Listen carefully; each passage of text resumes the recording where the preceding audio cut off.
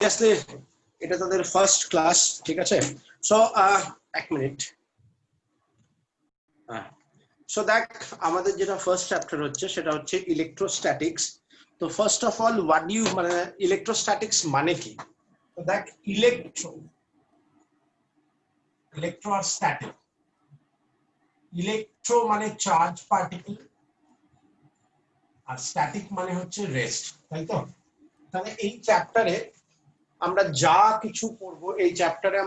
কিছু পড়ব, সেটা চার্জ পার্টিকেল রেস্ট। বুঝতে পারলি ব্যাপারটা? হ্যাঁ স্যার।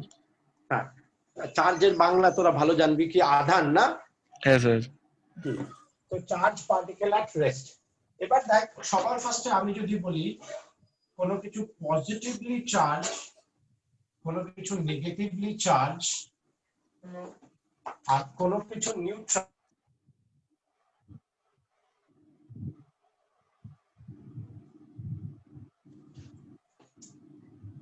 পজিটিভলি চার্জ, শুনতে পাচ্ছিস?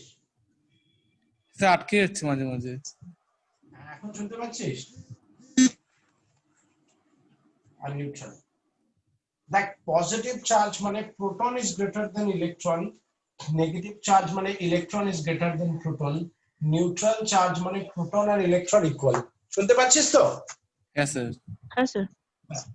এটা হচ্ছে নরমাল, মানে যে প্রোটনের সংখ্যা বেশি, এখানে ইলেকট্রনের সংখ্যা বেশি, এখানে প্রোটন আর ইলেকট্রনের সংখ্যা ইকুয়াল। কিন্তু অ্যাকচুয়ালি আমরা যখন দেখি যে কি হচ্ছে, আমরা তখন বুঝতে পারি যে এখানে পজিটিভ চার্জ মানে এখান থেকে কিছু ইলেকট্রন চলে গেছে, মানে এরা ডোনার, মানে এরা ডোনেট করতে পারে, মানে যে ডোনেট করতে পারে তারা পজিটিভলি চার্জ হয়, বা কিছু ইলেকট্রন আমি দিয়ে দিয়েছি, তারা পজিটিভ চার্জ। নেগেটিভ চার্জ মানে তারা কিছু ইলেকট্রন এক্সটার্নালি একসেপ্ট করেছে। আর নিউট্রাল মানে তারা নাইদার ইলেকট্রন ডোনেট করেছে নর ইলেকট্রন একসেপ্ট করেছে। তার মানে কি হচ্ছে, যারা দেখবি পয়সাওয়ালা হয় তারা কি করে, টাকা অনেক ডোনেশন দেয়, এখানে ডোনেশন দিচ্ছে, ওখানে ডোনেশন দিচ্ছে। তো যারা ডোনেট করছে তারা পজিটিভ চার্জ। আবার দেখবি কিছু কিছু জায়গায় ভিক্ষা চাইছে, তো যারা ভিক্ষা চাইছে তারা কি হচ্ছে, তারা একসেপ্টার, নেগেটিভ চার্জ। আর কিছু কিছু আছে কমন ম্যান, তারা না কারোর থেকে কোনো পয়সা নেয় না কাউকে কোনো পয়সা দেয়, তারা হচ্ছে neutral charge in normal way. এবার আমি যদি এটাকে মানে অ্যাটমিক স্ট্রাকচারের ফরম্যাটে দেখি, তার কারণ হচ্ছে এই ইউনিভার্সে যা কিছু হচ্ছে এটা কারণ হচ্ছে স্টেবিলিটি।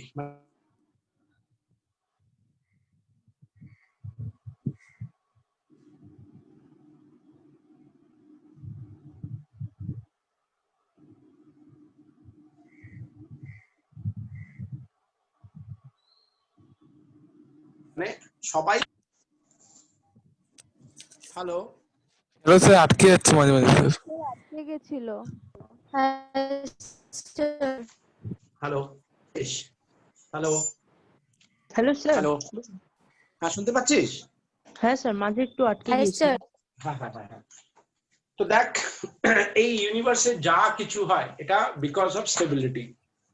সবকিছু মানে এই দেখ, আমি তোদেরকে পড়াচ্ছি, তোরা পড়তে আসছিস, হ্যাঁ, বিকজ অফ স্টেবিলিটি ভালো রেজাল্ট হবে, একটা expectation.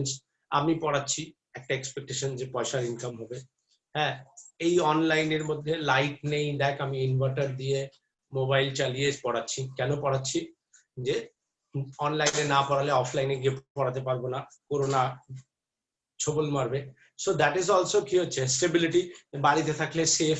So everything what ever happen in this universe, it's because of stability.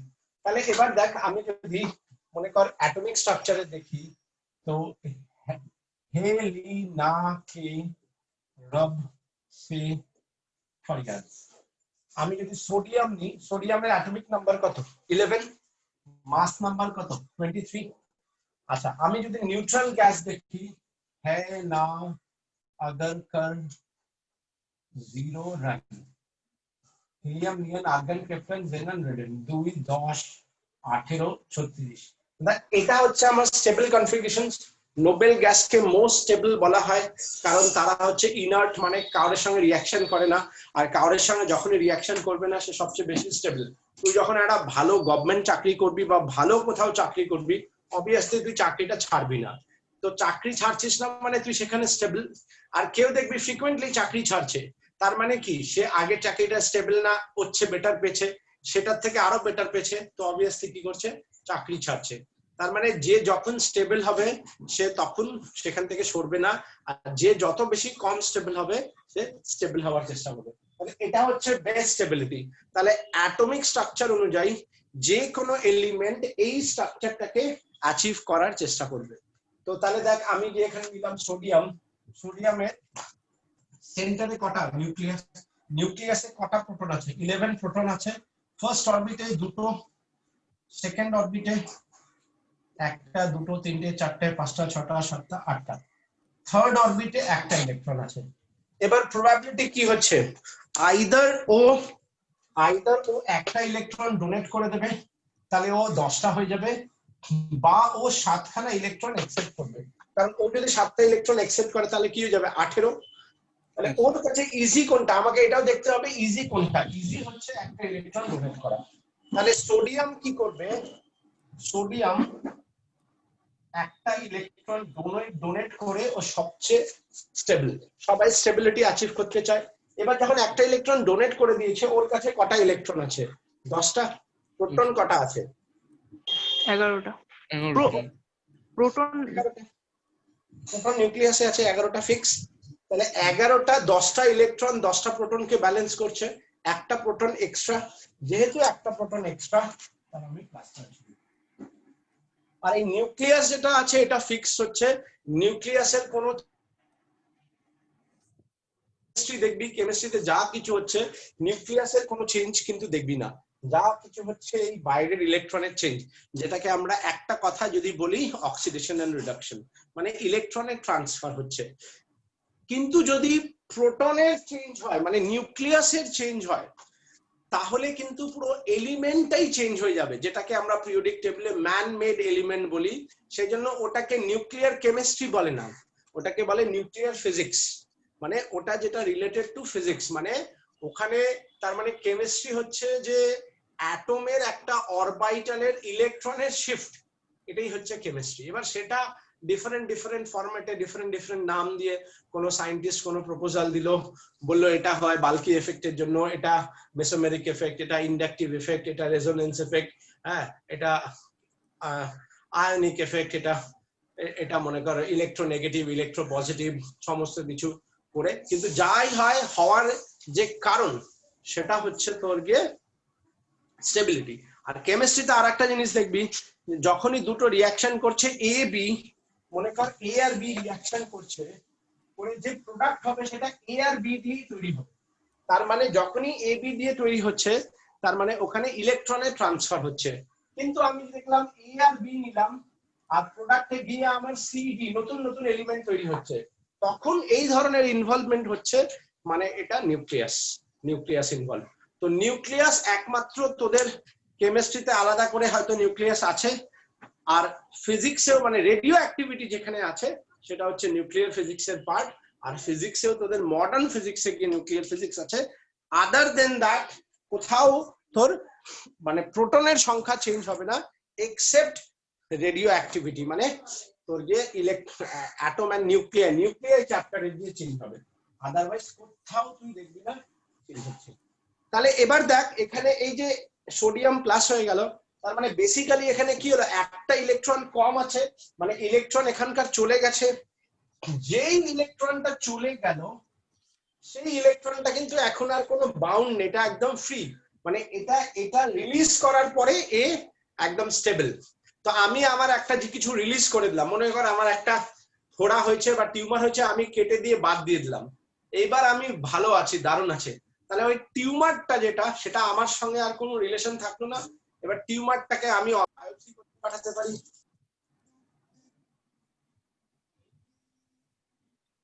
তো মন করে না লোকে, মাই গুডনেস। আমি ওই টিউমারটাকে শুনতে পাচ্ছিস? হ্যালো? হ্যাঁ হ্যাঁ স্যার। স্যার শোনা যাচ্ছে। ওই টিউমারটাকে আমি বায়োপসি করতে পাঠাতে পারি, যা খুশি করতে পারি। তাহলে ওই টিউমারটা হচ্ছে ফ্রি, সেরকমই এই ইলেকট্রনটা হচ্ছে ফ্রি। তাহলে এই যে ফ্রি ইলেকট্রন, এই ইলেকট্রনটাই কিন্তু মেটেরিয়ালের মধ্যে মুভ করে। তো তো এই ইলেকট্রনটার মুভের জন্যই কিন্তু কারেন্ট ইলেকট্রিসিটি প্রডিউস হয়। তার মানে এই ইলেকট্রনটা যে ফ্রি ইলেকট্রন, তার মানে ফ্রি ইলেকট্রন কাকে বলছে তোদের বোঝা সবার প্রথমে দরকার। এই সোডিয়াম যেটা আছে এই নিজেদের মধ্যে মেটালিক বন্ড বানাচ্ছে, আর এই ফ্রি ইলেকট্রন, এই ইলেকট্রনটা কিন্তু একদম ফ্রি, কেউ একে আটকাচ্ছে না এক্সেপ্ট ক্রিস্টাল ল্যাটিক্স, মানে যাওয়ার সময় ক্রাউডের জন্য ধাক্কা খেতে পারে, কিন্তু কেউ ওকে বন্ড বানিয়ে নিচ্ছে না, সেই জন্য ও ফ্রি, সেই জন্য ও কি করছে কারেন্ট ইলেকট্রিসিটি প্রডিউস করছে।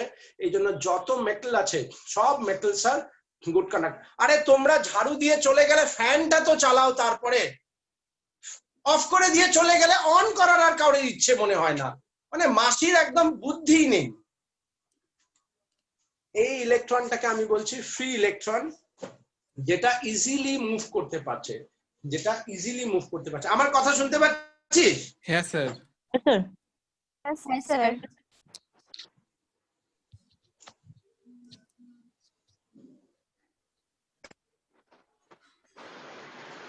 শুনতে পাচ্ছিস এখন?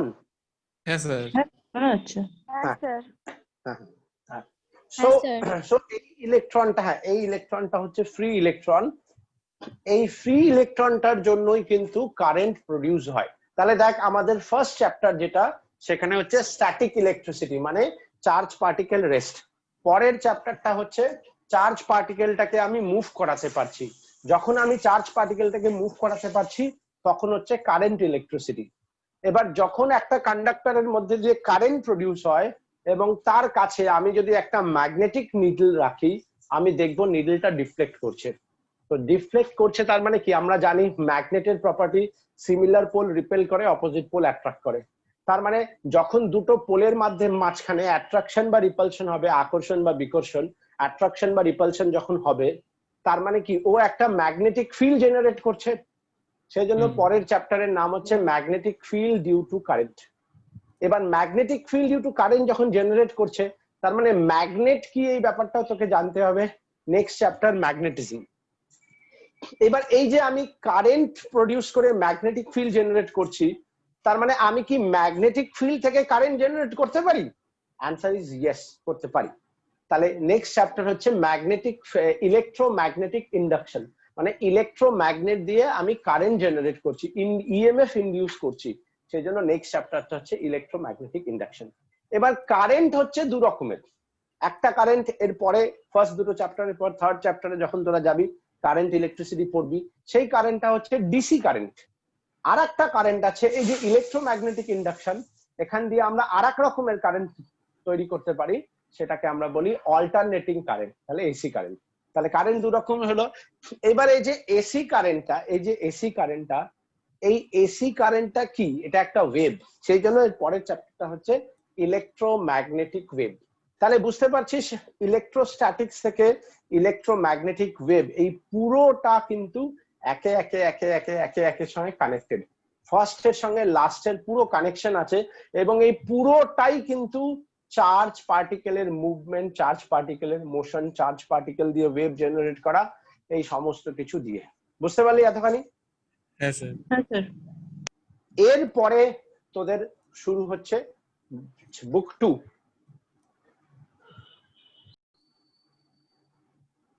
এরপরে হচ্ছে গিয়ে তোর সেকেন্ড বুক, যেখানে তোদের শুরু হচ্ছে অপটিক্স। এই অপটিক্স এর দুটো পার্ট আছে। এই অপটিক্স নিজে একটা একদম আলাদা ডাইমেনশন, মানে আমি যদি ফিজিক্সের ডিফারেন্ট ডিফারেন্ট পার্ট দেখি, তার মধ্যে একটা হচ্ছে মেকানিক্স, যেই মেকানিক্স এর মধ্যে পুরো তোর আপ টু রোটেশন পর্যন্ত চলে আসছে মেকানিক্স।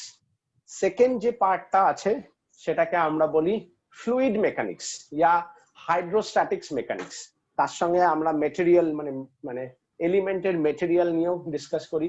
সবচেয়ে পুরনো হচ্ছে মেকানিক্স, মানে এনশিয়েন্ট টাইম, যখন থেকে মানুষ আগুন জ্বালাতে শিখেছে, যখন থেকে মানুষ হুইল বানাতে শিখেছে, তখন থেকে যে সায়েন্স ইউজ হচ্ছে সেটা হচ্ছে মেকানিক্স। এবার মেকানিক্স এর পরে হচ্ছে ফ্লুইড, তার সঙ্গে সঙ্গে আর একটা জিনিস আছে সেটা হচ্ছে গ্র্যাভিটেশন, কারণ এদের সবার মধ্যে আমার একটা ফোর্সের শুরু হয়, সেটা হচ্ছে গ্র্যাভিটেশনাল ফোর্স। তো গ্র্যাভিটেশনাল ফোর্স, ফ্লুইড মেকানিক্স। এর পরে এলো আরো দুটো নতুন জিনিস যেটা এদের সঙ্গে খুব একটা রিলেশন নেই, একটা হচ্ছে হিট, একটা হচ্ছে সাউন্ড। এবার এই তিনটে নিয়ে হচ্ছে তোদের 11, এবার আমরা গেলাম 12-এ। 12-এ যেই এলাম, এতক্ষণ দিন ধরে আমরা 11-এ যখন পড়তাম তখন আমরা মেকানিক্স পড়লাম, হিট পড়লাম, সাউন্ড পড়লাম। এবার আরেকটা প্রপার্টি পড়বো, সেটা হচ্ছে চার্জ পার্টিকেল। এই চার্জের প্রপার্টি হচ্ছে আপ টু ইলেকট্রোম্যাগনেটিক ওয়েভ। চার্জের প্রপার্টি এতখানি পরে নেক্সট আরেকটা জিনিস যেটা পড়বো সেটা হচ্ছে লাইট, মানে সেটা আরেকটা নেচার, ন্যাচুরাল প্রপার্টি, যার উপরে বেসিস করে অনেক কিছু আছে। লাইটের আবার দুটো পার্ট, একটা রে অপটিক্স, একটা ওয়েভ অপটিক্স। এবার লাইট পড়ার পরে যেটা আসছে সেটা হচ্ছে মডার্ন ফিজিক্স। এই মডার্ন ফিজিক্স নাম মডার্ন কেন, তার কারণ এটা হচ্ছে সবচেয়ে ইয়াঙ্গার, সবচেয়ে ইয়াঙ্গেস্ট এবং সবচেয়ে নতুন। হ্যাঁ, এটা হচ্ছে তোর গিয়ে এই মডার্ন ফিজিক্সের দেখবি মোটামুটি যত সায়েন্টিস্ট আছে, যত নাম, সব তো চেনা চেনা এবং সবাই খুব পপুলার, এবং মোস্ট অফ দেম অনেকেই দেখবি নোবেল প্রাইজ পেয়েছে। তার কারণ মডার্ন ফিজিক্স মোটামুটি শুরু হয় 1900 সাল থেকে, মানে 1800 লাস্টের থেকে 1900-এর মধ্যে যে নতুন নতুন ইন্ডাস্ট্রিয়াল রিভলিউশনের ফলে যে নতুন নতুন জিনিস আবিষ্কার হওয়া শুরু হলো, যেমন ইলেকট্রন। তার আগে মানে মডার্ন ফিজিক্সের আগে মানে প্রপারলি লোকে অ্যাটমের কনসেপ্ট পর্যন্ত জানতো না, যে নিউক্লিয়াস কোথায়, ইলেকট্রন কোথায়, ইলেকট্রনিক অরবিট কোথায়, কিছুই জানতো না তারা। যেমন থমসন মডেল যেটা আছে, সেই থমসন মডেলে বলছে ইলেকট্রন আর প্রোটন একসঙ্গেই থাকে। তো সবার ফার্স্ট রাদারফোর্ড বলে না, ইলেকট্রন নিউক্লিয়াসের চারিদিকে ঘোরে, এবং সেই মাঝখানে যেটা আছে নিউক্লিয়াস নামটা সবার ফার্স্ট রাদারফোর্ডের দেওয়া, এবং নিউক্লিয়াসের ভেতরে পজিটিভ চার্জ আছে। তখনও নিউট্রনের ব্যাপারে কোনো খোঁজ খবরই আসেনি। ভাব, মানে আজ থেকে মোটামুটি 120 বছরের আগে আমরা নিউট্রন কি জিনিস জানতাম না, মানে আমাদের সায়েন্স মোটে এইটুকু পুরনো, 120-125 বছর মডার্ন সায়েন্স পুরনো, ঠিক আছে। এবং সেই 120-125 বছরের মধ্যে আমরা কোথায় চলে এসেছি, আমরা একটা ছোট্ট ভাইরাস ক্রিয়েট করতে পারছি, সেই ভাইরাস দিয়ে 6 মাস ধরে আমরা ঘরের ভেতরে বসে আছি, ঠিক আছে। তো এই সায়েন্স যত ডেভেলপ করবে ডিজাস্টার তত বেশি হবে, এবং ডিজাস্টার হতে হতে একসময় এমন ডিজাস্টার হতে পারে যে সমস্ত কিছু আবার নতুন করে তৈরি হবে। হ্যাঁ, এবং এখানে আইনস্টাইন বলেছিল এর পরে যদি ওয়ার্ল্ড ওয়ার হয়, মানে ফার্স্ট ওয়ার্ল্ড ওয়ার হয়েছে, সেকেন্ড ওয়ার্ল্ড ওয়ার হয়েছে, থার্ড ওয়ার্ল্ড ওয়ার যদি হয়, আমরা আবার তীর ধনুকে চলে যাব। তীর ধনুকে চলে যাব মানে আমরা আবার সবকিছু নতুন করে শুরু করতে হবে আমাদেরকে। হ্যাঁ, এবং এই পুরো যে সৃষ্টি, মানে আমাদের যে ইউনিভার্সে যদি তুই দেখিস যে মানুষ কি করে এসছে, প্রাণ কি করে এসছে, এই প্রাণের পিছনে কিন্তু সবার যেটা বড় জিনিস সেটা হচ্ছে যে হাইড্রোজেন বোম। মানে আমাদের এই আর্থের মধ্যে কমেট এসে পড়েছিল, যেটাকে বলে মেক্সিকান ক্রেটার। সেই ক্রেটার এসে পড়ার পরে লাইফ স্টার্ট হয়। হ্যাঁ, মানে অনেকেই বলছে তো এই লাইফ আবার এন্ড হয়ে যেতে পারে, আবার নতুন করে তৈরি হতে পারে যদি নিউক্লিয়ার ওয়ার হয়। মানে যদি মনে কর হাইড্রোজেন বোম ফোম এক্সপ্লোশন হলো, তখন আবার সব ধ্বংস হয়ে যাবে, আবার নতুন করে হবে। মানে আমরা নিজেদের রাগ, নিজেদের অভিমান, একে দখল করব, ওকে দখল করার চক্করে না রহেগা বাস না বাজেগা বাঁশুরি। মানে মানুষ এত ডিজাস্টার হয়ে যাবে যে কিছুই আর থাকবে না, বুঝতে পারলি? হ্যাঁ, তো যাই হোক, তো এইটা হচ্ছে ফ্রি ইলেকট্রন। তার মানে বুঝতে পারলি ফ্রি ইলেকট্রনের মানে কি, এই ফ্রি ইলেকট্রনটা কোত্থেকে এসছে, এই ফ্রি ইলেকট্রনের কাজ কি, এটাই হচ্ছে আসল এই ফ্রি ইলেকট্রনের মুভমেন্ট করা। আর একটা আমি যদি দেখি, ফির কল বাহার আই আন্টি, ফ্লোরিন, ক্লোরিন, ব্রোমিন, আয়োডিন, অ্যাটমিয়াম। আমি যদি ক্লোরিনকে সিলেক্ট করি, তাহলে দেখ ক্লোরিনের অ্যাটমিক নাম্বার হচ্ছে 17, 17টা প্রোটন পজিটিভ, ফার্স্ট অরবিটে দুটো, সেকেন্ড অরবিটে 1 2 3 4 5 6 7 8, থার্ড অরবিটে 1 2 3 4 5 6 7, 7টা। তাহলে এবার ওর কাজ কি হবে, আর্গন হতে চাইবে, আইদার ও 7টা ইলেকট্রন ডোনেট করবে বা একটা ইলেকট্রন একসেপ্ট করবে। তো it is very easy to accept 1 electron rather than donate 7 electron. একটা ইলেকট্রন একসেপ্ট করা অনেক সোজা, দেন 7খানা ইলেকট্রনকে ডোনেট করা। তাহলে ক্লোরিন কি করবে, একটা ইলেকট্রন একসেপ্ট করে নেবে, করে ও স্টেবল হবে। তো যখনই ও একটা ইলেকট্রন স্টেবল করছে, এখন ওর কাছে কটা ইলেকট্রন আছে, 17টা। 17টা ছিল, একটা ইলেকট্রন একসেপ্ট করেছে। 18টা। আর প্রোটন প্রোটন কটা আছে, 17টা। 17টা 17টা। তাহলে 17 প্রোটন, 17টা প্রোটন, 17টা ইলেকট্রনকে ব্যালেন্স করছে, একটা প্রোটন এক্সট্রা থাকছে। এই যে একটা প্রোটন এক্সট্রা থাকছে, সেজন্য আমি একে নেগেটিভ চার্জ বলছি। তার মানে যত নন মেটালস আছে তারা প্রত্যেকেই, কেন নন মেটাল? কারণ তাদের মধ্যে ইলেকট্রনের ডেফিসিয়েন্সি আছে। তারা সেই ইলেকট্রনকে একসেপ্ট করার পরেই স্টেবল হবে, মানে তারা রিঅ্যাকশন করবে বিকজ অফ তারা চায় যে কিছু ইলেকট্রন পেলে আমি স্টেবল হব।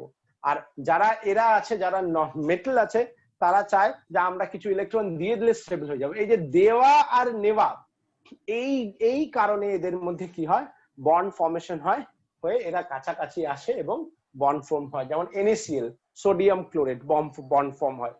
তাহলে এই যত যারা একসেপ্ট করবে তারা সব নন মেটাল, মানে তাদের কাছে ফ্রি ইলেকট্রন তো নেই, উল্টা আশেপাশে কোনো ইলেকট্রন গেলে ফট করে ধরে নেয়। তার মানে কি, তাদের কাছ দিয়ে কখনো ইলেকট্রনের ফ্লো হতে পারবে না, কারণ তাদের কাছে ইলেকট্রনের ডেফিসিয়েন্সি। যেহেতু তাদের কাছে ইলেকট্রনের ডেফিসিয়েন্সি, সেই জন্য তারা নন মেটাল। সেই জন্য non metal are very bad conductor of electricity, আর metals are very good conductor of electricity. কারণ মেটালের কাছে ফ্রি ইলেকট্রন আছে, যেটা কেউ ইজিলি মুভ করাতে পারবে।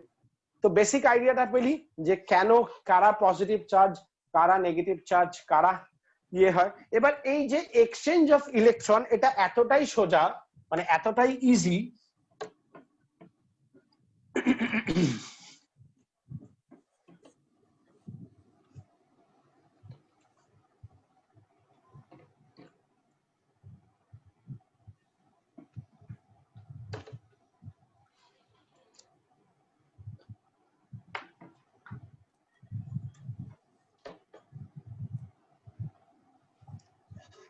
এই একসেপ্ট অফ ইলেকট্রন অর এই এক্সচেঞ্জ অফ ইলেকট্রন এতটাই সোজা যে আমরা যদি হাতকে, মানে রাবিং এগেইনস্ট ইচ আদার, হাতকে যদি এরকম ঘষা দিই, অনেক ইলেকট্রনের মুভমেন্ট হয়ে যায়। এবার আরেকটা ব্যাপার, আমি যদি অন এন এভারেজ একটা নিউক্লিয়াসের রেসপেক্টে একটা অরবিটকে যদি ইমাজিন করি, তো এইটা মোটামুটি 1837, মানে অলমোস্ট 2000 গুণ বড় হয়, 2000 গুণ অলমোস্ট বড় হয়। তারা 2000 গুণ বড়, মানে ডিস্টেন্সও 2000 গুণ বেশি।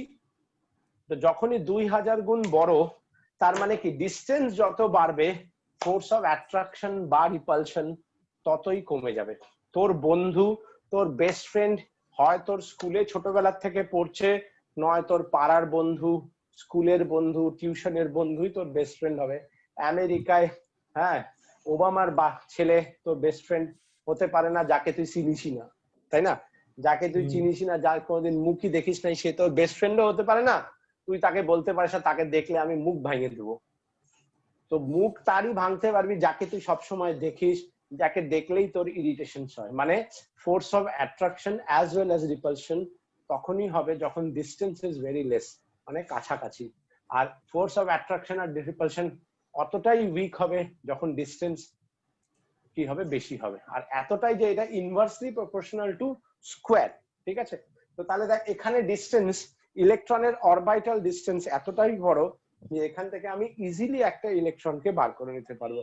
মানে এটার ব্যাপারে বলছে যে তুই যদি একটা ফুটবলকে ইমাজিন করিস, বা ফুটবলের চেয়ে একটু বড় যদি সাইজের কিছু ইমাজিন করিস, এটা যদি নিউক্লিয়াস হয়, আর্থের যে রেডিয়াস, মানে আর্থের যে সার্কামফারেন্স, এটা হচ্ছে ইলেকট্রনিক অরবিট। তাহলে বুঝতেই পারছিস একটা ফুটবলের রেসপেক্টে একটা ইলেকট্রনিক অরবিট কতটা বড় হয়। তো সেই হচ্ছে তোর গিয়ে, মানে এতটা বড় হয় যে ওকে তুই ইজিলি বার করতে পারবি। এবার যখনই বার হবে, তার মানে কি, যে যেখান থেকে ইলেকট্রন যাবে সে পজিটিভ চার্জ, মনে কর আমার কাছে এ আর বি আছে, এবার এখান থেকে আমার মনে কর 10⁵ ইলেকট্রন ট্রান্সফার হলো। তো এটা কি হয়ে যাবে, পজিটিভলি চার্জ, আর এটা কি হয়ে যাবে, নেগেটিভলি চার্জ, কারণ এখানে ইলেকট্রন এসছে আর এখানে ইলেকট্রন গেছে। এবার এই চার্জের ভ্যালু কত হবে? এই চার্জের ভ্যালুর জন্য আমার সবার ফার্স্টে জানতে হবে ইলেকট্রনের চার্জ কত হয়। তো ইন অ্যান এভারেজ ইলেকট্রনের চার্জ হয় 1.6 × 10⁻⁻19 কুলাম। কুলাম হচ্ছে চার্জের ইউনিট। তাহলে এই যে ইলেকট্রনের ট্রান্সফার হচ্ছে, একটা ইলেকট্রনের ট্রান্সফার হলে এতটা চার্জের এক্সচেঞ্জ হবে, ঠিক আছে? এবং এই জন্য এই চার্জটাকে বলা হয় ফান্ডামেন্টাল চার্জ পার্টিকেল, ঠিক আছে? ফান্ডামেন্টাল চার্জ পার্টিকেল মানে বেস চার্জ, একে আমি এক্সচেঞ্জ করতে পারি, আমার এক্সচেঞ্জের ইউনিট হচ্ছে এই চার্জ।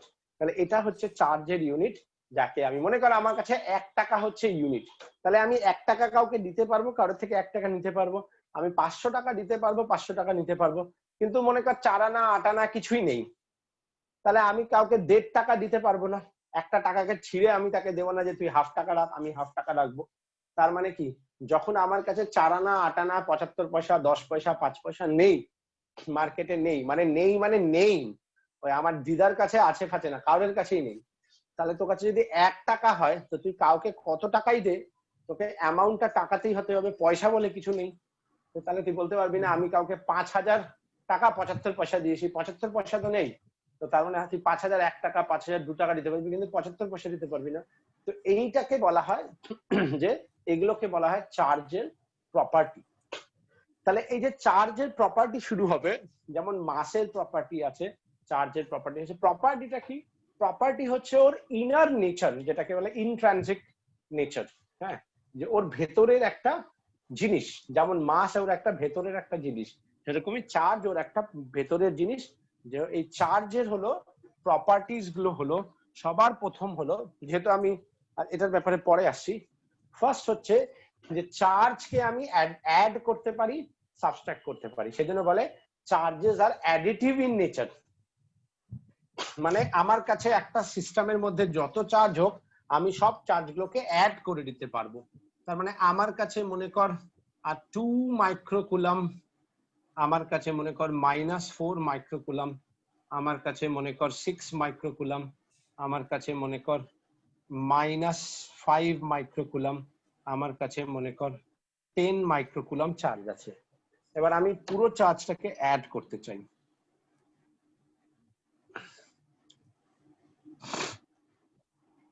তাহলে আমি কি করব? টোটাল চার্জকে অ্যাড করব। তো সেজন্য বলা হয় charges are additive in nature.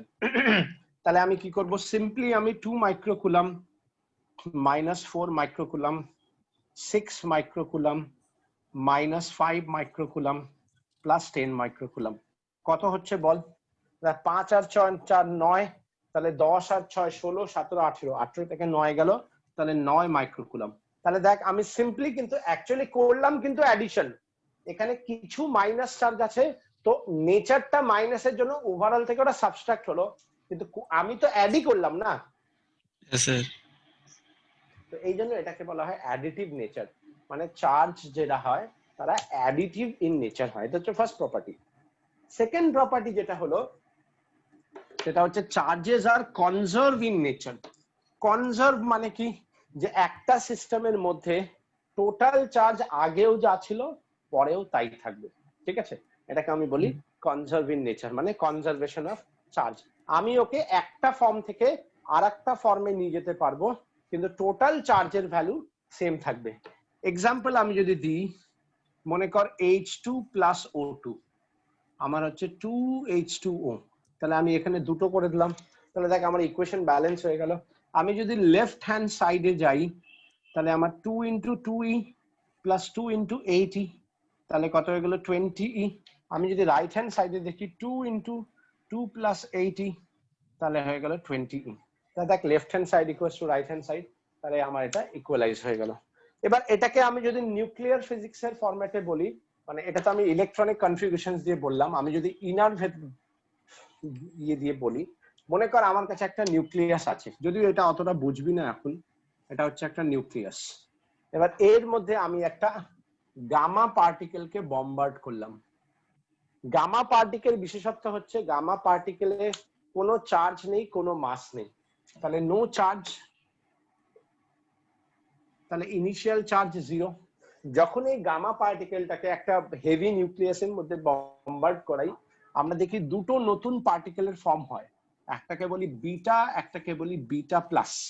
এই বিটা প্লাসটাকে বলা হয় পজিট্রন।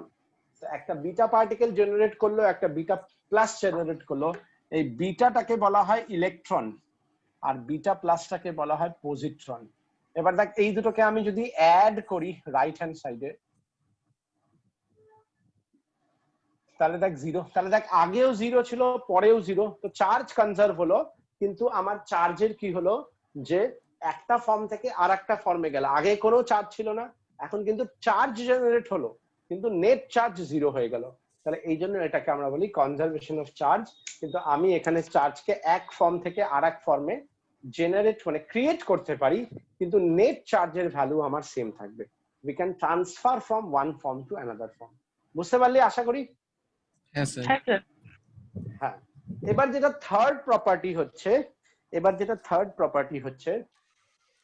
সেই থার্ড প্রপার্টিটা হচ্ছে তোরা মেডিকেলের জন্য দুটো বই কিনবি, বুঝতে পারলি? যদিও বইগুলো ইংলিশে, আর যেহেতু তোরা নিটের প্রিপারেশন নিচ্ছিস, তোদের কিন্তু মানে অল ইন্ডিয়া যেটা ভাবছে সেই জায়গাটাকেও কিন্তু মাথায় রাখতে হবে, ঠিক আছে? আর দেখ ল্যাঙ্গুয়েজ খুব একটা, সায়েন্সের ল্যাঙ্গুয়েজ খুব একটা বেশি বড় ব্যাপার না। হ্যাঁ, আমি নিজে ক্লাস 10 পর্যন্ত বাংলা মিডিয়ামে পড়েছি, একদম জঘন্য ইংলিশ, মানে ক্লাস 2 না 3 তে আমি ইংলিশে ফেল করেছি, এরকম অবস্থা। সেখান থেকে আমি 10 এর পরে সায়েন্স নিয়ে পড়েছি, ইংলিশ মিডিয়ামে পড়েছি, বুঝতাম না, ডিকশনারি দেখতাম, এই ওই করে পাস করলাম 11 12 এই ওই। এখন তো বাংলাই ভুলে গেছি, বাংলা টার্মগুলোই ভুলে গেছি। তো ওটা কোনো বড় ব্যাপার না, মানুষ একটু চেষ্টা করলেই হয়। যে দুটো বইয়ের কথা আমি বলছি, একটা এনসিইআরটি এক্সাম্পলার বলে একটা বই আসে, ঠিক আছে? ওখানে এনসিইআরটির যত মানে থিওরির উপরে বেস করা অনেক সুন্দর সুন্দর কোশ্চেন, যেগুলো এন্ট্রান্স লেভেলের হতে পারে, ওরা দেয়। ফার্স্ট হচ্ছে এক্সাম্পলার, এনসিইআরটি এক্সাম্পলার, এটা কিনবি। সেকেন্ড আর একটা বই হচ্ছে খুব ভালো বই, এটা টাটা ম্যাকগ্রা-হিলের বই। হ্যাঁ, সেই বইটার নাম হচ্ছে NCERT at your finger tips. এই বইটাও খুব ভালো, কারণ এই বইটাতে কি হয় যে ওরা এনসিইআরটির প্রত্যেকটা চ্যাপ্টারের উপরে অলমোস্ট 100 খানা করে কি 150 খানা করে অবজেক্টিভ কোশ্চেন বানিয়ে দিয়েছে। এবার এই নিট যত এক্সাম আছে এরা ডাইরেক্ট এটা ফলো করে, মানে ওখান থেকে ডাইরেক্ট কোশ্চেন দেয়। তো তোরা যদি চাস not only for physics, for chemistry, for biology also, NCERT at your finger tips follow করতে পারিস। আর এটার একটা সুবিধা হচ্ছে প্রত্যেকটা চ্যাপ্টারের মানে চ্যাপ্টার ওয়াইজ করা আছে, এবং লাস্টে প্রত্যেকটা চ্যাপ্টারের সলিউশনও করা আছে, যে যদি কারোর কোনো অসুবিধা হয় তুই নিজেও দেখতে পারিস, মানে একটা হয় না সেলফ স্টাডিজ এর ব্যাপার। আচ্ছা, স্যার তোদেরকে একটা আছে কথা আমার বলে সাথে রাখি, বইটা, ফিঙ্গার টিপ আছে এনসিইআরটি আমার অ্যাট ইওর, কাছে। তিনটে সাবজেক্টেরই আছে, ফিজিক্স, কেমিস্ট্রি, হ্যাঁ বায়োলজি। স্যার, তিনটেই আছে। হ্যাঁ, খুব ভালো, এই বইটা খুব ভালো। এবং আমি তোদেরকে বলে রাখি যে শিলিগুড়িতে অনেকেই জানে না, বাট তোরা যদি এই কোটা এলএন ক্লাসেস এগুলোতে যাস, এখানে একদম মানে এই NCERT at your finger tips specially for medical student compulsory. বইটা এত ভালো, কম্পালসারি একদম, ঠিক আছে? স্পেশালি মেডিকেলস আমি বলছি, কিন্তু ইঞ্জিনিয়ারিং এর জন্য অত ভালো না, বাট মেডিকেলস এর জন্য একদম এনসিইআরটির প্রত্যেকটা লাইন থেকে বেছে বেছে করে এরকম কোশ্চেন হয় দেওয়া আছে। ইভেন বায়োলজি, তোরা বিশ্বাস করবি না, সিবিএসসি নিট প্রতি বছর মানে বায়োলজির NCERT line by line question তোলে। তো সেই জন্য এই তিনটে বইকে ভালো করে একদম থরো পড়, দেখবি মানে একদম যেন মুখস্থ থাকে, একদম এরকম ভাবে পড়, দেখবি যথেষ্ট হেল্প পাবি, অনেক হেল্প পাবি, ঠিক আছে? আচ্ছা, যাই হোক, আর তারপরে যদি তোরা আরো কোনো বই টই চাস, যেগুলো সব বানানো হয়ে গেছে, আমিও তাছাড়া অনেক সুন্দর সুন্দর কোশ্চেন টোশ্চেন দেবো। সেটা ছাড়াও যদি তোদের মনে হয় পরে আরো কিছু লাগবে, সব এগুলো হয়ে গেছে, আমার notes, NCERT at your finger tips, তারপরে তোর এক্সাম্পলার, এগুলো হয়ে গেছে, তখন আমি তোদেরকে আরো গাইড করে দেবো। আগে এতখানি টার্গেট তো রাখ, এটাও কোনো কম টার্গেট না। আমি তো বলবো এতখানি যদি নিজে থেকে ভালো করে করতে পারিস, that is more than enough. Excess বই বানানোর চেয়ে 2-3 খানা বইকে 3-4 বার রিভিশন করা বেশি ভালো। তো যাই হোক, সো এটাকে আমরা বলছি fundamental charge particle. Third point যেটা হচ্ছে আমার, সেটা হচ্ছে কোয়ান্টাইজেশন অফ চার্জ পার্টিকেল। এই যে কোয়ান্টাইজেশন অফ চার্জ পার্টিকেল, এই কোয়ান্টা মানে হচ্ছে কোয়ার্ক, মানে হচ্ছে একটা ইউনিট, মানে চার্জ যেটা হবে সেটা ইউনিটের মাল্টিপ্লিকেশন হবে। আমি তোদেরকে আগেই বললাম, যদি আমার কাছে মার্কেটে 1 টাকা থাকে, আমার কাছে যদি 8 আনা 4 আনা না থাকে, তাহলে আমি কখনো টাকাকে পয়সার ফরম্যাটে বলতে পারবো না। সিমিলারলি আমার কাছে টোটাল চার্জ যাই হোক, সেটা প্লাস হোক বা মাইনাস হোক, ফান্ডামেন্টাল চার্জের ইন্টিগ্রাল মাল্টিপ্লিকেশন ব্যাপারটা বোঝ ভালো করে। ফান্ডামেন্টাল চার্জের ইন্টিগ্রাল মাল্টিপল মানে চার্জের যাই ভ্যালু হোক n এর মাল্টিপ্লাই হবে। চার্জ কখনো ফ্র্যাকশনাল হবে না, চার্জ কখনো ফ্র্যাকশনাল হবে না। আচ্ছা আমি যেগুলো তোদেরকে বলছি তোরা যদি এগুলোর যদি নোটস চাস আমি বাংলায় দিতে পারবো না, বাট ইংলিশে আমি নোটস তোদেরকে ফটো তুলে স্ক্যান করে পিডিএফ ফাইলে করে আমি গ্রুপে দিয়ে দিতে পারবো, যে তোদের স্যার একটা নোটও থাকলো যে আমি। হ্যাঁ বলো বলো। স্যার ইংলিশে বল। কোনো প্রবলেম হবে না? কিচ্ছু প্রবলেম হবে না, সেটাই তো বলছি যে তোরা ইংলিশে মানে কি নোটস গুলো থাকলে তোদেরও একটা টার্মের প্র্যাকটিস হলো। হ্যাঁ ঠিক আছে।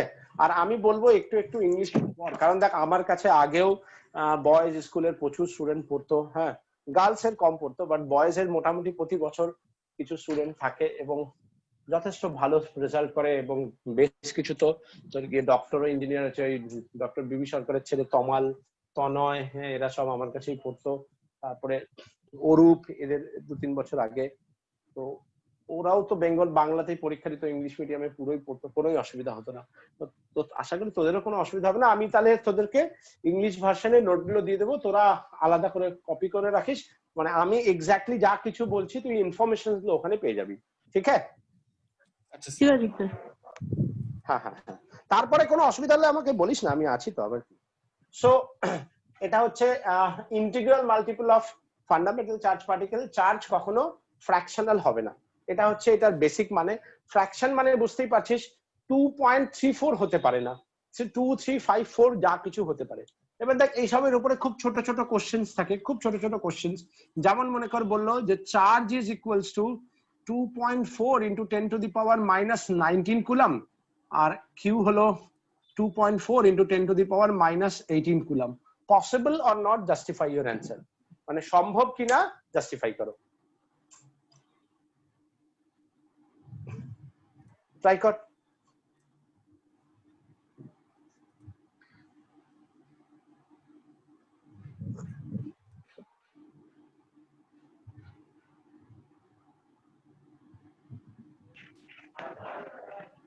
স্যার পসিবল না।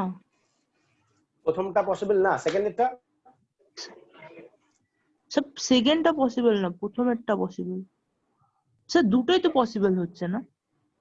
এই দেখ দেখ কি করে আমরা করব, আমরা যে হবে কি হবে না আমরা মুখের উপর না বলে আমরা সিম্পল এই ফরম্যাটটা ইউজ করব। তাহলে দেখ নাম্বারটা কি হবে, কিউ বাই ই, তাই তো? আমার যদি হ্যাঁ এই স্যার। নাম্বারটা নাম্বার আসে তাহলে পসিবল, আর যদি নাম্বার না আসে মানে ফ্র্যাকশন আসে তাহলে পসিবল না। তো প্রথমটা দেখ 2.4 ইন্টু 10⁻⁻19 কুলাম, আর ডিভাইডেড বাই ই, ই এর ভ্যালু হচ্ছে ফান্ডামেন্টাল চার্জ 1.6 ইন্টু 10⁻⁻19, তাহলে 1.5, 1.5 কত ফ্র্যাকশন, স্যার হ্যাঁ স্যার। তাহলে পসিবল না। সেকেন্ড এরটা দেখ 2.4 ইন্টু 10⁻⁻18 আমি দিয়েছি, ডিভাইডেড বাই 1.6 ইন্টু 10⁻⁻19, তার মানে 15। 15 কি ইন্টিজার তো? হ্যাঁ স্যার। স্যার এটা তাহলে পসিবল। হ্যাঁ, তাহলে আমাকে ডিসিশনটা কিন্তু আন্দাজে নিতে হবে না, আমাকে দেখতে হবে যে কি আসছে, যেটা আসবে তার উপরে বেসিস করে আমি ডিসিশন নেব। তাহলে মোটামুটি আমরা বুঝতে পারলাম যে কোয়ান্টাইজেশন অফ চার্জ কি হয়। কিন্তু এই কোয়ান্টাইজেশন অফ চার্জ বলছে চার্জ ফ্র্যাকশন না, মানে ফ্র্যাকশনেবল না, মানে ইন জেনারেল, মানে আমি বাড়িতে বসে স্কুলে বসে আশেপাশে কোনো ল্যাবে গিয়ে আমি এটাকে ভাঙতে পারবো না। বাট আজকের ডেটে আমি যদি মডার্ন টেকনিক ইউজ করি, although it's not very easy, মানে আমাকে অনেক অনেক টাকা খরচা করতে হবে, তার জন্য অনেক টাকা খরচা করে আমি যদি এটা করতে যাই তখন আমি কি রিয়েলাইজ করব যে আজকের ডেটে চার্জ ইজ নট কোয়ান্টাইজড, মানে চার্জকে আমি ভাঙতে পারি। এবং যেহেতু এনসিইআরটি তে তোদের দুটো চার্জকে ইন্ট্রোডিউস করা হচ্ছে আর তার বেশিকে করা হয়নি, তো তোদের সিলেবাস কিন্তু মোটামুটি এনসিইআরটি যা বলছে সেটাকেই ফলো করা হয়। তো অ্যাকর্ডিং টু এনসিইআরটি এরা বলছে যে ফান্ডামেন্টাল চার্জকে আমরা দুটো পার্টে ভাঙতে পারি, মানে এক্সাম্পলের হিসাবে তো দুটো চার্জের ভ্যালু হচ্ছে, একটা হচ্ছে 2/3e, একটা হচ্ছে -1/3e। এইটা আর এটার নাম কেউ বলতে পারবে আমাকে?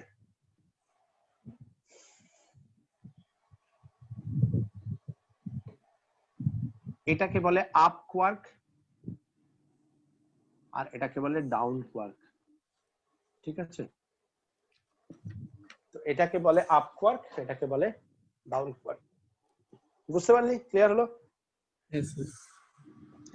তার মানে এখনো পর্যন্ত মডার্ন টেকনিক্সে আরো অনেক ভাঙা যায়, কিন্তু এনসিইআরটি এই দুটোই বলছে, একটা হচ্ছে আপ কোয়ার্ক, একটা হচ্ছে ডাউন কোয়ার্ক। মানে আমি চার্জকে এই দুটো পার্টি ভাঙতে পারি, মানে example up quark and down quark. তো আপ কোয়ার্ক হচ্ছে প্লাস চার্জ, ডাউন কোয়ার্ক হচ্ছে মাইনাস চার্জ। আর এর উপরে বেসিস করে এনসিইআরটি তে একটা কোশ্চেন আছে, এক্সারসাইজ মানে কোশ্চেন নাম্বার 31। কোশ্চেনটা অসাধারণ কোশ্চেন, হ্যাঁ, সেজন্য আমি কোশ্চেনটা তোদেরকে করাচ্ছি।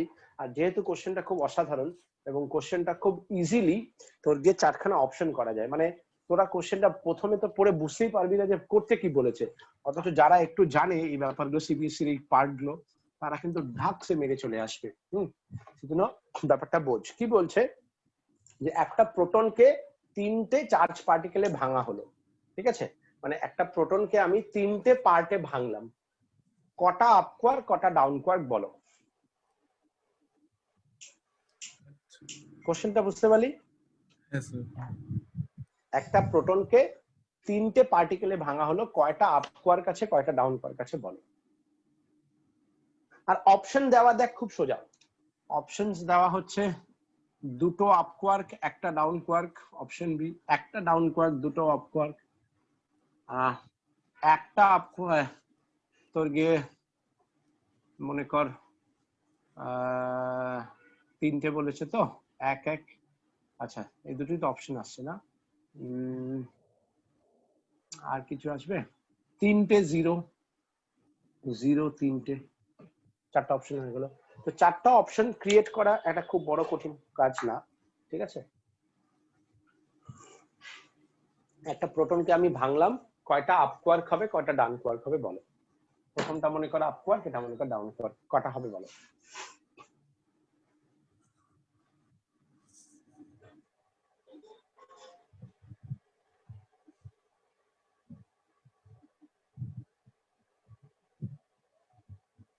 স্যার কিভাবে করবো ওটা? তো দেখ আমাকে টোটাল কটা দেওয়া আছে, তিনটে দেওয়া আছে তো, তিনটা। Yes, sir.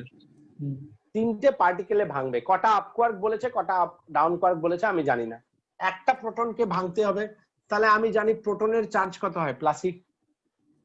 Yes, sir. এবার আমি ধরে নিলাম let x number of up quark, তাহলে এক্স যদি আমার আপ কোয়ার্ক হয়, আপ কোয়ার্কের ভ্যালু কত হয়, 2/3e। Yes, sir. তো যদি এক সংখ্যক আপ কোয়ার্ক হয় তাহলে ডাউন কোয়ার্ক কতগুলো হবে তিনটের মধ্যে? টোটাল হচ্ছে তিনটে, তার মধ্যে এক সংখ্যক যদি আপ কোয়ার্ক হয় তাহলে ডাউন কোয়ার্ক কত হবে? 3 - x। 3 - x, very simple, -1/3e down কোয়ার্কের ভ্যালু হবে তো? Yes, sir. Yeah. এবার এবার এবার ইকুয়েশনকে ডিরাইভ কর, 2/3ex minus e plus e/3x, বুঝতে পারছিস? হ্যাঁ। তাহলে এটাকে এদিকে নিয়ে আয়, 2e কত হয়ে যাচ্ছে, ex হচ্ছে Yes, sir. 2/3ex e/3x, 2ex হচ্ছে। হ্যাঁ স্যার। Yes, sir. সবাই বুঝেছিস তো? না বুঝে হ্যাঁ করবি না, কিন্তু যেখানে অসুবিধা হবে বলবি, কিন্তু জিজ্ঞেস করতে কোনো লজ্জা নেই। হ্যাঁ স্যার। বুঝতে পেরেছিস তো এখান থেকে স্টেপে? Yes, sir. আমি জাস্ট অ্যাড করেছি এই দুটোকে আর এটাকে এদিকে নিয়ে গেছি, তাহলে x এর ভ্যালু কত হলো, 2।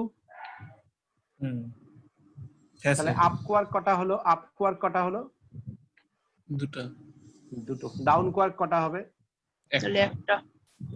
একটা। বুঝতে পারছিস কত সুন্দর কোশ্চেন, কত বেসিক কোশ্চেন, কত কিছু পড়ে যাবি মাথায় কাজ করবে না। এই হচ্ছে এন্ট্রান্স। এন্ট্রান্স এক্সামে কিন্তু ভাবিস না যে খুব হাইফাই কোশ্চেন দেয়, একদম বেসিক বেসিক কিছু কোশ্চেন দেবে যেগুলোকে মানে ভাবি এ মা এইভাবে হতো, এত সোজা ছিল, এই ব্যাপারগুলো আসবে। এটা হচ্ছে কনসেপচুয়াল কোশ্চেন। আচ্ছা আমি সেম কোশ্চেন আমি যদি বলতাম প্রোটনের জায়গায় আমি যদি নিউট্রন বলতাম তাহলে কি হতো, একটা নিউট্রনকে তিনটে পার্টিকেলে ভাঙা হলো, কতগুলো আপ কোয়ার্ক হবে কতগুলো ডাউন কোয়ার্ক হবে বল দেখি। নন্দিতা আজ কি বার ফ্রাইডে না কি হবে বল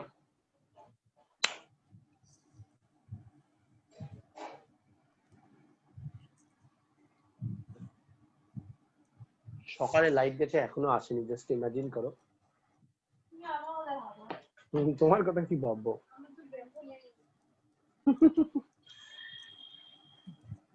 কত হবে বল নিউটনের চার্জ কত হয় স্যার 0 0 তাহলে আমি ই এর জায়গায় কত লিখবো 0 0 0 তাহলে তাহলে এবার ইকুয়েশন সলভ কর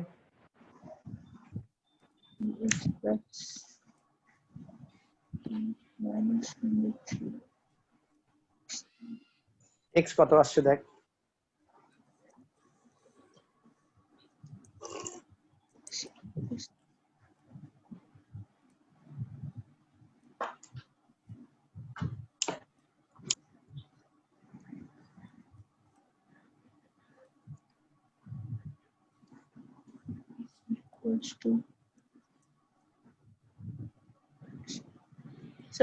স্যার 1 আসছে ভেরি গুড তো ই এটা এদিকে চলে আসবে ই এক্স তাহলে এক্স হয়ে গেল 1 তাহলে আপ ওয়ার্ক হলো 1 তাহলে ডাউন ওয়ার্ক কত হবে 2 বুঝতে পারলি এটাকে ডাউন এইভাবে করায় বাট ডি ও লেখে D U R D NCERT তে যেমন ইউ আর ডি দিয়ে রিপ্রেজেন্ট করেছে বুঝতে পারলি কোন কোন বইতে আবার এরকম অ্যারো উপরের দিকে দেয় ঠিক আছে তাহলে তখন অপশন কোনটা হয়ে যাবে বি হয়ে যাবে রাইট অপশন তাই না হ্যাঁ হ্যাঁ স্যার ভালো কোশ্চেন ছিল দেখতে বুঝলি কত বেসিক একটা কোশ্চেন হ্যাঁ কিন্তু খুব সুন্দর কোশ্চেন আচ্ছা এরপরে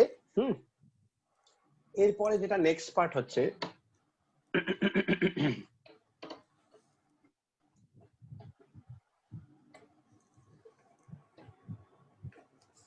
তোরা কোন স্কুলে পড়িস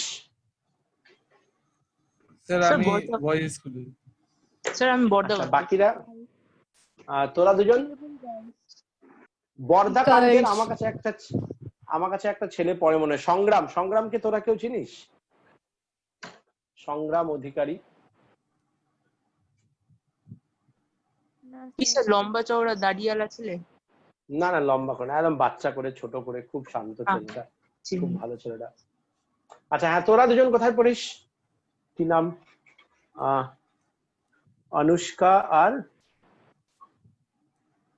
স্যার তনুশ্রী শিলিগুড়ি গার্লস আচ্ছা তোরা দুজনেই শিলিগুড়ি গার্লস ঠিক হ্যাঁ, আছে স্যার। তো তোরা দেখিস অ্যাকচুয়ালি কি বলতো যে এই 4জন 5জন করে না মানে সেইভাবে করলে কি বলতো যে বেশ কিছু জন থাকলে কি হয় বলতো যে একটা ভালো ইন্টারাকশন হবে এবং আমি চাইছি যে ব্যাচটাকে পুরোপুরি মেডিকেলের আলাদা করে সেপারেট ব্যাচ রাখবো এবং আমার যেটা ইচ্ছা আছে এটাকে ঠিক আছে তো তো নেক্সট এটা হচ্ছে আমিও আমার কিছু কিছু স্টুডেন্টকে বলবো অ্যাকচুয়ালি ওরা অলরেডি আমার কাছে যেহেতু পড়ছে আবার আলাদা করে একই জিনিস কতবার পড়বে এটাও একটা ব্যাপার আমি যদি মাস আর চার্জের মধ্যে ডিস্টিংগুইশ করি মানে মাস আর চার্জের মধ্যে কি কি ডিসিমিলারিটিস আছে আমি যদি এদিকে মাস রাখলাম এদিকে যদি চার্জ রাখলাম তাহলে দেখ ফার্স্ট পয়েন্টে আমি লিখতে পারি যে charge can be positive charge can be negative charge can be neutral মানে চার্জ পজিটিভ হতে পারে চার্জ নেগেটিভ হতে পারে চার্জ নিউট্রাল হতে পারে তাই না কি ঠিক আছে তো বুঝতে পারলি তো আমি কি বলতে চাইছি হ্যাঁ স্যার মাস কি হয় মাস সব সময় পজিটিভ হবে মানে মাস অলওয়েজ পজিটিভ মাসের কখনো নেগেটিভ হয় না তাহলে একটা ডিস্টিংগুইশ হলো সেকেন্ড ডিস্টিংগুইশ হচ্ছে যে চার্জের যে কি আছে similar charge repel opposite charge attract তাই না সিমিলার চার্জ রিপেল করবে অপোজিট চার্জ কি করবে অ্যাট্রাক্ট করবে তাই না হ্যাঁ স্যার এই ফোর্সটাকে বলি ইলেকট্রোস্ট্যাটিক ফোর্স বা কুলাম্বিক ফোর্স মাসে কি হয় মাসের মধ্যে সব সময় অ্যাট্রাকশনই হয় যেটাকে আমি বলি গ্র্যাভিটেশনাল অ্যাট্রাকশন তাই না তো gravitational force is always attractive nature তো মাস পজিটিভ চার্জ অথচ অ্যাট্রাকশন অথচ দেখ আর এটাই হচ্ছে একটা একমাত্র এক্সেপশন যেখানে সিমিলার চার্জেস কিন্তু অ্যাট্রাকশন whereas বাকি সবকিছুতে দেখ ম্যাগনেটের নর্থ পোল রিপেল করছে প্লাস চার্জ রিপেল করছে সেই জন্য এটা এই ইলেকট্রোম্যাগনেটিক ফোর্স কে গ্র্যাভিটেশনাল ফোর্স থেকে আলাদা করা হয়। আদারওয়াইজ গ্র্যাভিটেশনাল ফোর্স আর ইলেকট্রোম্যাগনেটিক ফোর্সের কিন্তু একই রকমের নেচার, শুধু একটাই ডিফারেন্স যে গ্র্যাভিটেশনাল ফোর্সের সিমিলার চার্জ অথচ অ্যাট্রাকশন, আর বাকিগুলোতে সিমিলার চার্জে রিপালশন, অপোজিট চার্জে অ্যাট্রাকশন। এই একটা কারণেই একটা মানে আজকের ডেটে মডার্ন সায়েন্সে যেটা চলছে যে মেন বেসিক চারখানা ফোর্স আছে, একটাকে বলে গ্র্যাভিটেশনাল ফোর্স, একটাকে বলে ইলেকট্রোম্যাগনেটিক ফোর্স, একটাকে বলে লো নিউক্লিয়ার ফোর্স, একটা বলে হাই নিউক্লিয়ার ফোর্স। তো ইলেকট্রোম্যাগনেটিক ফোর্স, লো নিউক্লিয়ার ফোর্স, হাই নিউক্লিয়ার ফোর্সকে একসঙ্গে কম্বাইন্ড করে দিয়েছে, সেটাকে বলা হয় স্ট্রিং থিওরি। কিন্তু এই তিনখানার সঙ্গে এই গ্র্যাভিটেশনাল ফোর্সকে এক করার চেষ্টা চলছে, মানে এখন এটা সায়েন্সে ফিজিক্সে হট কেক বলতে পারিস। তোর হচ্ছে গিয়ে এই চারখানা ফোর্সকে এক করা, যেটাকে বলা হয় ইউনিফিকেশন অফ ফোর্স, যেটাকে বলা হয় ইউনিফিকেশন অফ ফোর্স বা ইউনিফাইড অফ দ্য ফোর্স। মানে আমি চারখানা ফোর্সকে এক করতে চাইছি, কিন্তু এই গ্র্যাভিটেশনাল ফোর্স এখনো এদের সঙ্গে এক হয়নি। এবং এটা নিয়ে একটা খুব ভালো গল্প আছে। এই চারখানা ফোর্সকে এক করার জন্য ফার্স্ট ভেবেছিল আইনস্টাইন, এবং আইনস্টাইনও এদের অনেক কিছু পেপার ওয়ার্ক করে নিয়েছিল, এবং এই গ্র্যাভিটেশনের সঙ্গে এদেরকে এক করতে পারছিল না। তো সেই সময় আইনস্টাইনের একজন বন্ধু ছিল, ও হচ্ছে ওটাকে বলে পিসি চলো যাই, কি বলে ওটাকে, কি সাবজেক্ট বলে, ফিজিওলজি না সাইকোলজি, পিসি চলো যাই সাইকোলজি।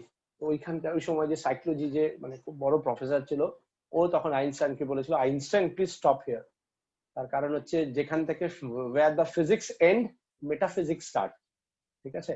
তো মেবি আই ডোন্ট নো, হ্যাঁ এখনো কিছু বলা যায়নি, এখনো পর্যন্ত এই দুটোকে কম্বাইন করা যায়নি। এই দুটোকে যদি কম্বাইন করা হয়, অ্যাকর্ডিং টু স্টিফেন হকিংস বলছে যে এই দুটোকে আমরা যদি কম্বাইন করতে পারি, that is the end of the physics, end of the physics. এবং তার খুব সুন্দর একটা নাম দিয়েছে, যেটা হচ্ছে যে থিওরি অফ এভরিথিং। এবং তার জন্য এদের মধ্যে একটা কোরিলেশনের জন্য একটা পার্টিকেল দিয়ে রিসেন্টলি একটা পার্টিকেলও বেরিয়েছে, যেটাকে বলা হয় গড পার্টিকেল। এবং এই গড পার্টিকেলে একটা বাঙালি সায়েন্টিস্টের খুব বড় মানে কন্ট্রিবিউশন আছে, তার নাম হচ্ছে সত্যেন্দ্র বোস, ঠিক আছে, যার উপরে বেস করে বোস আইনস্টাইন ইকুয়েশন আছে। এবং সত্যেন্দ্র বোস সবার ফার্স্ট এই পার্টিকেলের নামে বলেছিল, যার জন্য তার নাম রাখা হয়েছিল বোসন পার্টিকেল।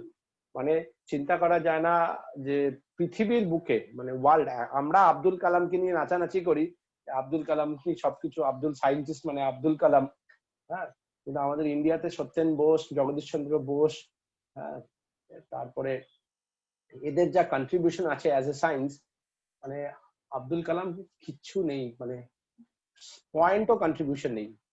কিন্তু দুঃখের বিষয়, আমরা একজন পার্সোনাল খুব ভালো, খুব সৎ, বা নিজের টাকা সব ডোনেট করে দিয়েছে বললে তাকেই আমরা নিয়ে নাচানাচি করি, ডিআরডিও মিসাইল ম্যান, হ্যান ত্যান। হ্যাঁ, যাই হোক, তো সত্যেন বোস এমন একজন সায়েন্টিস্ট, মানে ওয়ার্ল্ড আইনস্টাইনদের লেভেলের সায়েন্টিস্ট, যে ফার্স্ট বোসন পার্টিকেলের ব্যাপারে বলেছিল, যার সঙ্গে বোস আইনস্টাইন ইকুয়েশন আছে, যার উপরে বেস করে সত্যেন্দ্র বোসের বলা 100 বছর পর, আফটার 100 ইয়ার্স 2014-এ তার বলা পার্টিকেলকে বার করতে পেরে নোবেল প্রাইজ পেয়েছে, এবং নাম রেখেছে বোসন, মানে হিগস বোসন পার্টিকেল। 100 বছর আগে যে লোকটা বলেছিল, সেই লোকটাকে রেসপেক্ট দিয়ে সেই লোকটার নামটাকেও রেখেছে, কারণ পার্টিকেলটা অনেকটা তার বলার মতো, সেই জন্য নাম দিয়েছে হিগস বোসন পার্টিকেল, যেটাকে অনেকে স্টিফেন হকিং মানে একটু মানে মার্কেটিং করার জন্য গড পার্টিকেল নাম দিয়েছিল। এই রকম সব সায়েন্টিস্ট আমাদের ভারতবর্ষের ছিল, অনেক ভালো ভালো বাঙালি সায়েন্টিস্ট আছে, তাদেরকে না আব্দুল কালাম করে খালি চিৎকার করে দেয় সকালে। আমি সেটা বলছি না যে আব্দুল কালাম ভালো না, বাট তারা এত ভালো ছিল, তাদেরকে নিয়ে, জগদীশ চন্দ্র বোসকে নিয়ে কেউ কিছু বলেই না, অথচ জগদীশ চন্দ্র বোসকে বলা হয় ইন্ডিয়ার ফার্স্ট সায়েন্টিস্ট কাম লিটারেচার। মানে এত ভালো যে মানে বিজ্ঞানকে লিটারেচারে কনভার্ট করার মতো একজন, যে দুইবার নোবেল প্রাইজ পেত, এবং একটা তো নোবেল প্রাইজ লাস্টে এখন তো বলে দিয়েছে ওটা ওরই ছিল, হ্যাঁ, যেটা মার্কিউনি পেয়ে গেছে, কিন্তু দুইবার নোবেল প্রাইজ এই তো যাই হোক so this is the second part similar এখানে কি হচ্ছে সিমিলার চার্জ অ্যাট্রাক্ট করছে এখানে similar charge repel opposite charge attract third point যেটা হচ্ছে যে চার্জ ইজ কোয়ান্টাইজড মাস কিন্তু কোয়ান্টাইজড হয় না মাস ইজ নট কোয়ান্টাইজড বুঝতে পারলি ফোর্থ পয়েন্ট যেটা হচ্ছে চার্জ ইজ কনজার্ভ মাস কিন্তু কনজার্ভ না মাস ইজ নট কনজার্ভ তোরা বলবি স্যার মাস তো কনজার্ভ মাস কনজার্ভ লো স্পিডে যেমন মেকানিক্স পড়ছিস তখন কিন্তু মাস কনজার্ভ বাট হাই স্পিডে mass is not conserve mass কে আইনস্টাইন একটা ইকুয়েশন দিয়েছিল 1 minus v square by c square mass is equals to m naught by root under 1 minus v square by c square okay so m equals to m naught by root under 1 minus v square by c square mane at high speed if the velocity increase at high speed if the velocity increase mass increase so suppose the velocity is c by 2 suppose the velocity is c by 2 then the mass is equals to m naught 1 minus c by 2 by c square that is m naught by 1 minus 1 by 4 that is m naught by 3 by 4 that is 2 m naught by root 3 is the mass তার মানে দেখ 2 by 3 মানে কত 2 by 3 মানে হচ্ছে 2 by 1.73 m naught তাহলে দেখ মাসটা বেড়ে গেল না m naught মাসটা 2 by 1.73 m naught তাহলে কি হলো মাস বেড়ে গেল তার মানে mass is not conserve at high speed mass increase with the speed increase ঠিক আছে বুঝতে পারলি হ্যাঁ স্যার হ্যাঁ স্যার আমরা আজকে এতখানি রাখ